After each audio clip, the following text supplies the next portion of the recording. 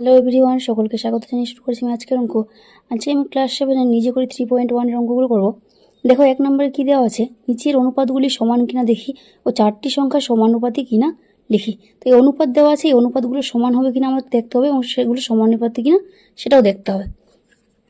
তো দেখো এখানে আমি 1 নম্বর টুকে নিয়েছি। তো এখানে দেখো এই অনুপাত দুটোকে আমি সমান আছে কিনা সেটা আমি বের করার চেষ্টা করব। তো এটা তো কাটাকাটি যাবে না, 7:2 এবং এখানে দেখো 28:4 আছে, তো এটাকে আমি কাটাকাটি করব। 4 সাথে 28, 4 একে 4, তাহলে এটা সমান হয়ে যাচ্ছে 7:1। এই অনুপাত দুটো কিন্তু সমান হচ্ছে না, তাহলে এটা সমানুপাতে নেই, তাহলে সমান অনুপাত দুটি সমান নয়।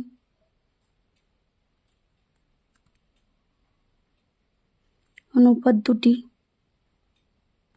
সমান নয়। আরেকটা অ্যান্সার কী চেয়েছে আমার, 4টি সংখ্যা সমানুপাতি কিনা লিখি। সমানুপাতি আছে কিনা আমি সেটা কি করে বুঝবো, যখন আমাদের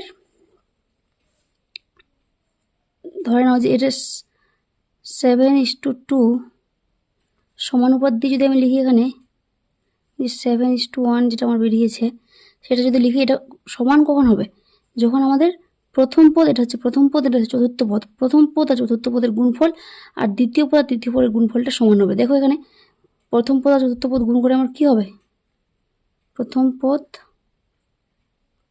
গুণ হচ্ছে চতুর্থ পদ গুণ করে হচ্ছে 7 গুণ 1, 1 মানে এটা হয়ে যাচ্ছে 7, আর এটা হয়ে যাচ্ছে 2 গুণ 7, এটা হচ্ছে 14, তাহলে এটা সমানুপাতি নেই,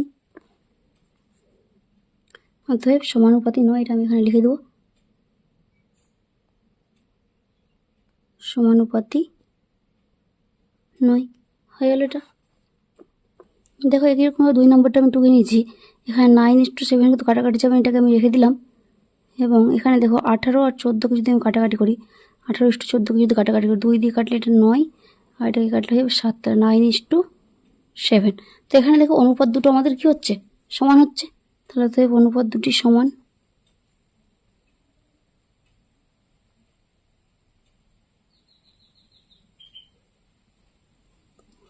তাহলে এটা সমানুপাতে আছেও হবে, ঠিক আছে। তাহলে এখানে আমি এটা লিখে দিচ্ছি 9:7 সমানুপাত দিয়ে আবার 18 হয়ে যাচ্ছে 14 সমানুপাতে আছে, কারণ দেখো প্রথম পদ আর চতুর্থ পদ দিয়ে আমি এখানে গুণ করি, তাহলে কত হবে, 14 9 126 হয়ে যাবে, আর 18 সাথে হয়ে যাচ্ছে 126, তাহলে এটা সমানুপাতে আছে। তাহলে এখানে লিখে দিচ্ছি সমানুপাতে আছে।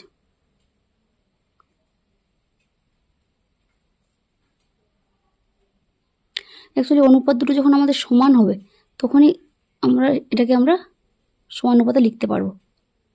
এটা হয়ে গেল।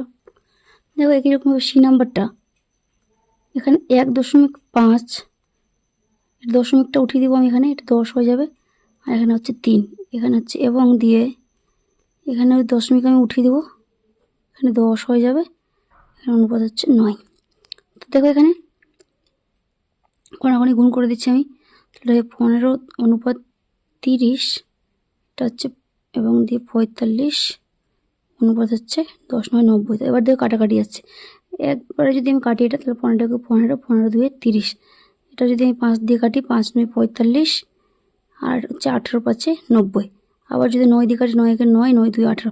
দেখো দুটোতে কিন্তু অনুপাত দুটো আমাদের সমান হয়ে যাচ্ছে, 1:2 এবং 1:2, দুটো অনুপাত আমাদের সমান হয়ে গেল। তাহলে অতএব অনুপাত দুটি সমান।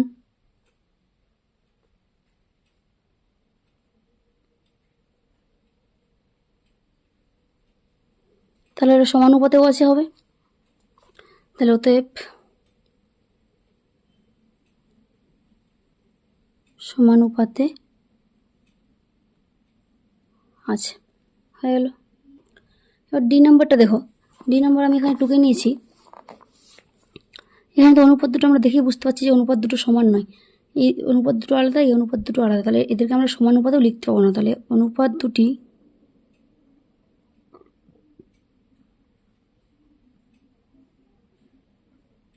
সমান নয়, কারণ দেখো তুমি প্রথম পদ আর চতুর্থ পদ যদি গুণ করো, তাহলে কত হবে, 7 2 14, আর দ্বিতীয় পদ তৃতীয় পদ গুণ করলে এটা 5 3 15 হবে, তাহলে সমানুপাতেও নেই, তাহলে অতএব সমানুপাতে নেই। হয়ে গেল। দেখো এবার ই নাম্বার আমি এখানে টুকে নিয়েছি। ই নাম্বারে এখানে আমি 3ab/4aq লিখে নিলাম এবং 6b/8q। দেখো এখানে প্রথমত এ কেটে যাচ্ছে, তাহলে এখানে কি থাকবে, 3b পড়ে থাকছে আর 4q পড়ে থাকছে। আর এখানে দেখো 6 কি কাটা যাবে, 2 দিয়ে, 2 3 6, 2 দিয়ে 8কে কাটলে 4, তাহলে এটা হয়ে যাচ্ছে এবং দিয়ে 3b অনুপাত 4q। দেখো দুটোই আমাদের সমান হয়ে যাচ্ছে, তাহলে অতএব সমানুপাত অনুপাত দুটি সমান,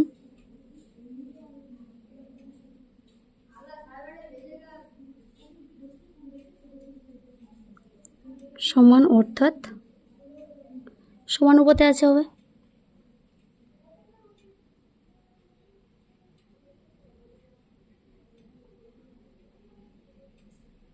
হয়ে গেল। এফ নাম্বার টুকে নিয়েছি। এবার এফ নাম্বারটা কীরকমভাবে করে নেব, 5.2 অনুপাত হচ্ছে 6 এখানে 6.5 আছে, 6.5 এবং এখানে হচ্ছে 4.4 অনুপাত 5। দেখো এখানে 4 অনুপাত 5 তো কাটাকাটি করা যাবে না। এখানে দেখি দশমিক উঠালে এখানে 10 হবে, এখানে দশমিক উঠালে এখানেও 10 হবে। দেখো দুটোতে নিচে 10 আছে, তো 10 দশমিক এখানে নিচে কেটে দিচ্ছি, তাহলে এখানে হয়ে যাচ্ছে 52 অনুপাত 65। তাহলে এটাকে যদি আমি একবারে 13 দিয়ে কাটছি, দেখো 13 4 52, 13 5 65, তাহলে এটা হলো 4 অনুপাত 5 আর এখানেও 4 অনুপাত 5, তাহলে অনুপাত দুটি সমান হচ্ছে। তাহলে তো অনুপাত দুটি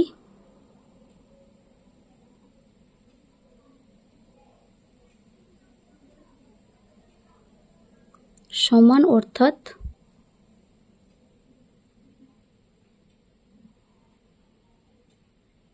সমানুপাতে আছে। হয়ে গেল। একই রকমভাবে জি নাম্বারটা দেখো এখানে 3y/7y এবং 12p হচ্ছে 28p। এখানে দেখো ওয়াই কেটে গেল, এখানে 3:7 পড়ে থাকছে আর এখানে পড়ে থাকবে পি কেটে যাচ্ছে, 4 দিয়ে আমি এটাই কেটে দিচ্ছি, 4 3 12, 4 সাথে হয়ে যাচ্ছে 28, তাহলে এটা হয়ে গেলো 3:7। দেখো দুটোই অনুপাত সমান হয়েছে, তাহলে অনুপাত দুটো আমাদের সমান, তাহলে অতএব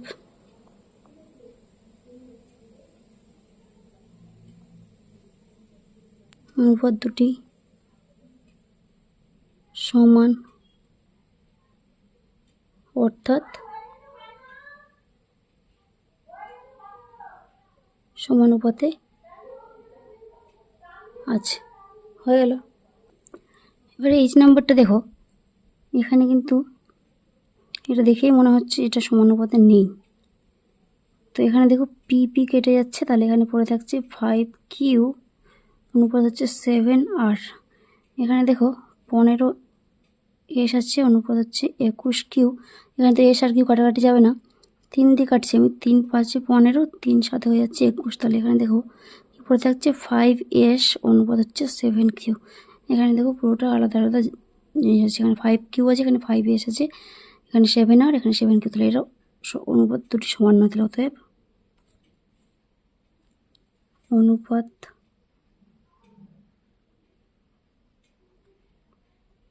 দুটি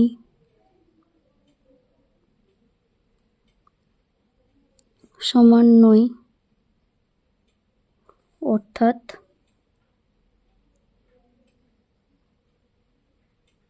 সমানুপাতে নেই। হয়ে গেল আমাদের এগের অঙ্কগুলো।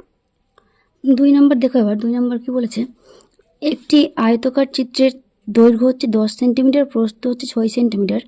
চিত্রটির দৈর্ঘ্য ও প্রস্থ 2 সেন্টিমিটার বাড়ানো হলো। আগে ছিল 10 সেন্টিমিটার, পরে 2 সেন্টিমিটার দৈর্ঘ্য বাড়িয়ে তাহলে দৈর্ঘ্য কত হয়ে যাবে, 12 সেন্টিমিটার। প্রস্থ ছিল 6 সেন্টিমিটার, 2 সেন্টিমিটার বাড়ালে সেটা 8 সেন্টিমিটার হয়ে যাবে।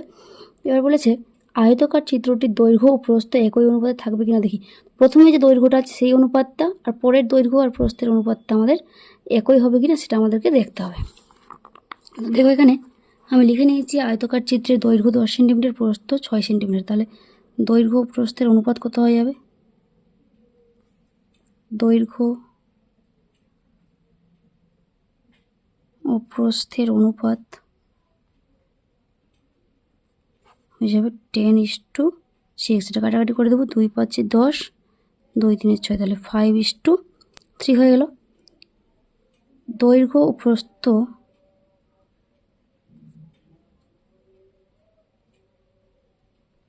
দুই সেন্টিমিটার করে যদি বাড়ানো হয়, সেমি করে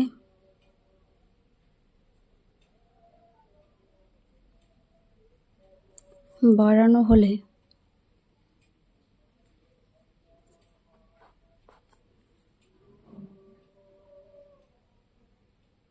দৈর্ঘ্য হবে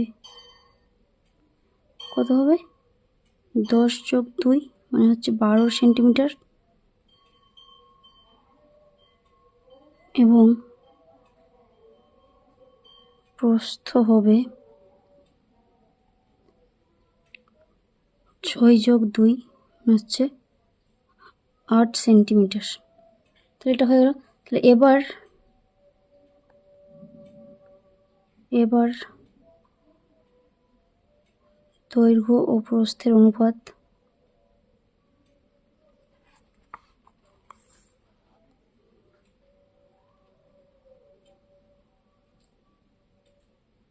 কত হবে, তাহলে 12:8, তো 4 দিয়ে যদি কাটি, এটা আমি 4 × 3 = 12, 4 × 2 = 8, তাহলে এটা হচ্ছে 3:2।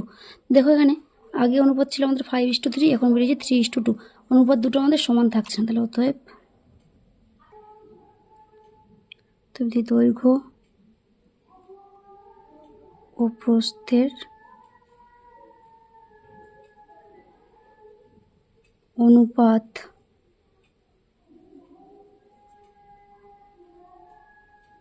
একই থাকবে না, হয়ে গেল। এবার 3 নম্বর দেখো কি দিয়েছে। পরাণবাবু 500 গ্রাম চিনি 17.50 টাকায় কিনলেন এবং দীপেনবাবু 2 কিগ্রা চিনি 70 টাকায় কিনলেন। চিনির পরিমাণ ও দাম সমানুপাতে আছে কিনা দেখি। তো এখানে দেখো চিনির পরিমাণটা একটা হচ্ছে 500 গ্রাম, একটা হচ্ছে 2 কিগ্রা, আর এই যে দামটা সেটা সমানুপাতে আছে কিনা সেটা আমাদেরকে দেখতে হবে। তো প্রথমে আমাদেরকে কী করতে হবে, চিনির পরিমাণের অনুপাতটা আমাকে বের করতে হবে। চিনির পরিমাণের অনুপাতটা যদি আমি বের করি, সেই অনুপাতটা দামের অনুপাতটা যদি আমাদের সমান হয়, তাহলে আমরা বুঝবো যে সমানুপাতে আছে। দেখো এখানে আমি লিখে নিচ্ছি,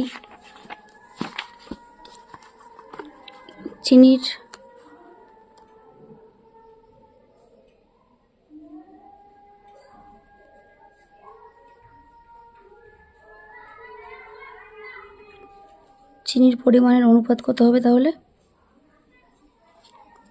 ইকুয়াল টু হচ্ছে 500 গ্রাম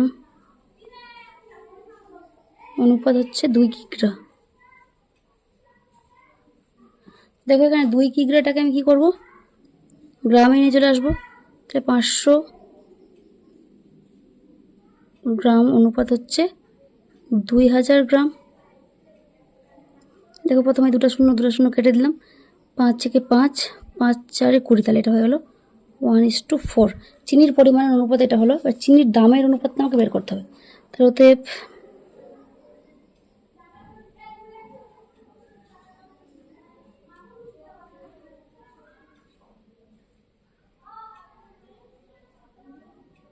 অনুপাতটা কত হবে, একটা হচ্ছে 17.50 আর একটা হচ্ছে 70 টাকা। তাহলে এখানে হচ্ছে 17.50 টাকা অনুপাত হচ্ছে 70 টাকা। তো এখানে দেখো, এখানে দশমিকটা যদি উঠাই আমি, তাহলে নিচে কত আসবে, নিচে 100 চলে আসবে। তাহলে প্রথমত আমি একটা শূন্য এখানে কেটে দিচ্ছি। তাহলে এটা হয়ে যাচ্ছে 175 অনুপাত 10 দিয়ে 70কে গুণ করলে হয়ে যাবে 700। তো এবার দেখো এখানে আমি কাটাকাটি করব, 5 দিয়ে আমি কাটাকাটি করছি। 5 দিয়ে কাটলে 5 × 3 = 15 আর 5 × 5 = 25। এটাকে 5 দিয়ে যদি কাটি আমি, এটা হয়ে যাবে 14 × 5 = 70, 0 140। 35 দিয়ে আমি 35কে আমি আবার কাটছি 7 দিয়ে, 7 × 5 = 35, এটা হয়ে যাবে 20। আর 5 দিয়ে যদি কাটি, 5 × 5 = 5, 4 = 20। দেখো অনুপাতটা হয়ে গেল আমাদের 1:4। এখানে দুটোই অনুপাত আমাদের একই হয়ে যাচ্ছে।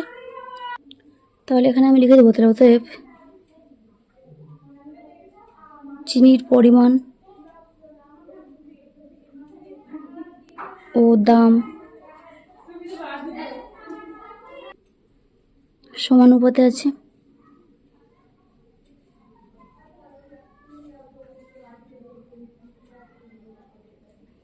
হয়ে গেল।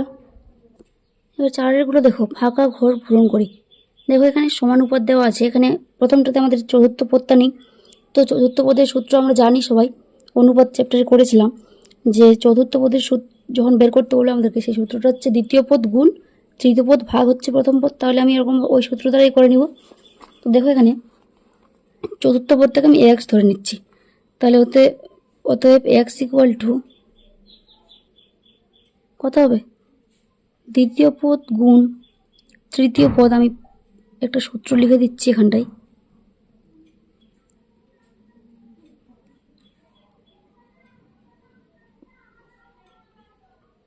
ভাগ হচ্ছে প্রথম পদ, এটা চতুর্থ পদের সূত্র। তাহলে দ্বিতীয় পদ কত আছে এখানে 7 গুণ তৃতীয় পদ হচ্ছে 25 ভাগ হচ্ছে 5। তাহলে 5 দিয়ে 25 কাটলে হয়ে যাচ্ছে 5।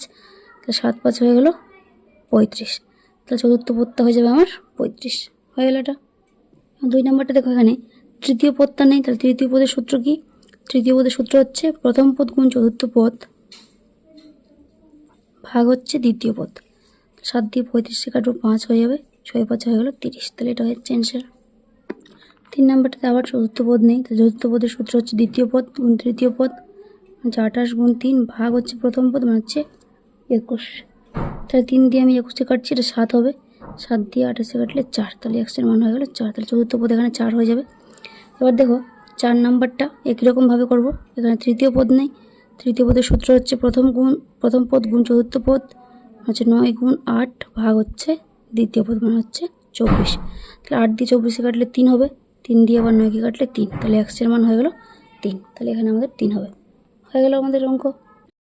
এবার দেখো নিজে করি 3.2। 1 নম্বরে দিয়েছে কি, নিজেরা যাচাই করি 7 5 14 ও 10 সমানুপাতে আছে কিনা দেখি। দেখো কোনো সংখ্যা যদি দেওয়া থাকে সেটা সমানুপাতে আছে কিনা সেটা আমরা কি করে বের করব।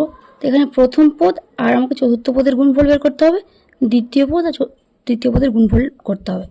মানে ধরে নাও যে দেওয়া আছে 4টা সংখ্যা এ বি সি ডি।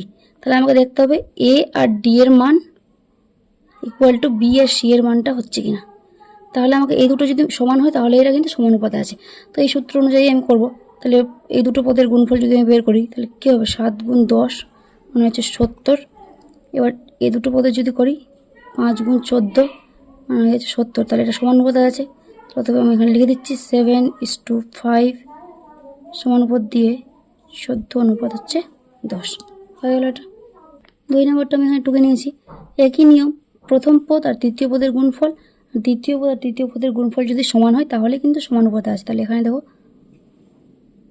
10 গুণ 7 হয়েছে 70, হচ্ছে 5 গুণ 14 মানে হয়ে গেলো এটাও 70 হয়ে যাচ্ছে। তাহলে এখানে সমানুপাতে লিখে দেবো। তাহলে অতএব 10:5 সমানুপাত দিয়ে 14:7 হয়ে গেল এটা।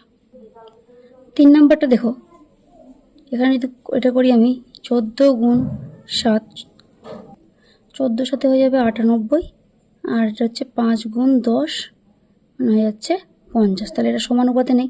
তাহলে আমি এই দুটো যেহেতু সমান হচ্ছে না তাহলে সমানুপাতে নেই। তাহলে অতএব 14 5 10 ও 7 সমানুপাতে নেই। হয়ে গেল এটা আমাদের অ্যান্সার। আজকে এতদূর পর্যন্তই থাকবে। কারো কোনো অসুবিধা হলে অবশ্যই কমেন্টে জানাবে এবং নতুন নতুন ভিডিও পেতে আমার চ্যানেলটিকে সাবস্ক্রাইব করে রাখবে। ধন্যবাদ।